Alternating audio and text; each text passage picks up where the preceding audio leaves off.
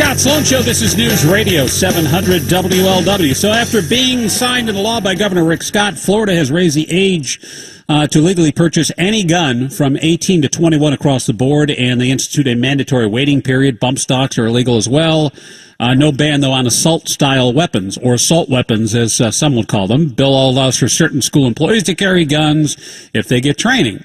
On the other side of this, then, the ink was barely dry on this new law signed by the governor when the National Rifle Association jumped in and said, no, we're suing you, saying that the new law raising the minimum age to buy a gun to 21 infringes on your right to bear arms. They said it's a Second and 14th Amendment violation. Of course, second is guns. 14th would be your equal protection of the law clause. And it prohibits an entire class of law-abiding responsible citizens from fully exercising the right to keep and bear arms. That from the National Rifle Association. Helping make sense of this, because let's face it, the impact is going to be felt here in Ohio, Indiana, and Kentucky as well. Richard Hayes joins in. He's a Second Amendment attorney for U.S. Law Shield. Richard, good morning. Hey, Scott. Thanks for having me. I appreciate it. Sounds like a case which ultimately is going to go to the Supreme Court. This has SCOTUS all over it, doesn't it? It does. It does. You know, discriminating against a group of people, 18 to 21-year-olds in this case, it sounds like it's going to make its way to the Supreme Court. When I first heard this, I went, and I don't know if this is the NRA case. I don't make it you read case law, so I don't have to. But when you're 18 years of age and you're a law-abiding citizen, you become emancipated, meaning you can have a say in elections. You can therefore exercise all your constitutional rights afforded every adult citizen at age 18. That's the age of emancipation. So you're also eligible to serve in the military. So you can fight for your country, you can die for your country, you can carry a weapon in defense of your country. You also have to register for selective service, which is a friendly name for the draft, which we don't have, but if we do, they got your name. So at the same time, Florida passes this law that says any adult in the age group 18 to 20 can't exercise their constitutional rights, despite the fact that they have every constitutional right. Isn't that that violates equal protection? That's the violation, right? That's what the NRA is saying, and you know it's a dangerous precedent. 18-year-olds putting age restrictions on fundamental constitutional rights. You know, the individual's right to bear arms. The Supreme Court has made it very clear that is a fundamental constitutional right. You know, we don't have age restrictions on free speech, public assembly, due process, unlawful searches and seizures. It doesn't seem to fit to put an age restriction on a fundamental constitutional right. Yeah, I see that too, and I think, but on the other, there's this argument too, as well.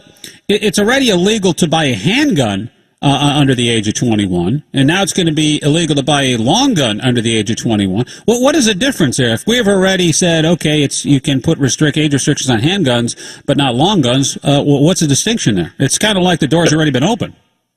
Right, and so and that distinction comes from federal firearms licensees in the federal code under 18922. That's where they lay out. That's where we get the Gun Control Act and the Violence Against Women Act and the Brady Handgun Bill Act, and that's where they make the distinction between long guns and short guns. And 18-year-olds, I'm in Texas, for example, an 18-year-old can purchase a handgun in a private sale. It's just under the federal law, and it has made its way to the Supreme Court. They said that long guns and handguns are different. And that they can pass reasonable restrictions, and that's already been tested in the courts. I don't agree with it, but they do have that restriction already on handguns. Which opens the door to this, right? Isn't that what the people who are against the NRA and for these kind of laws are arguing, that, hey, you already did this for handguns, what's the difference? Yeah, that is the argument that they are making. And the difference is, and we got to think back a little bit of history, up into the late 1960s, there weren't any regulations on firearms for the most part.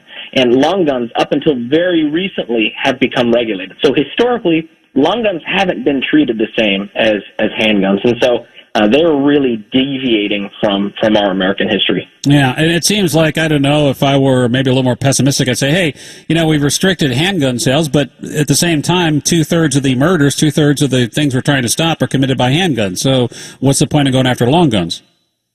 Right, and you know, there's all kinds of statistics that they would like to stay away from, like 98% of all mass shootings happen in in gun-free zones. I mean, sometimes when it serves them, they'll give us those numbers. When it doesn't serve them, we don't hear from them. Okay, and I'm for common sense stuff too, but when I hear someone say I need common sense, it's like protecting the children or calling someone he's like Hitler, because, it's kind of lost its sting. After a while, you go, okay, it's being way overused now, and you're starting to lose me here when you say it's common sense, because the people who usually say that have none of it.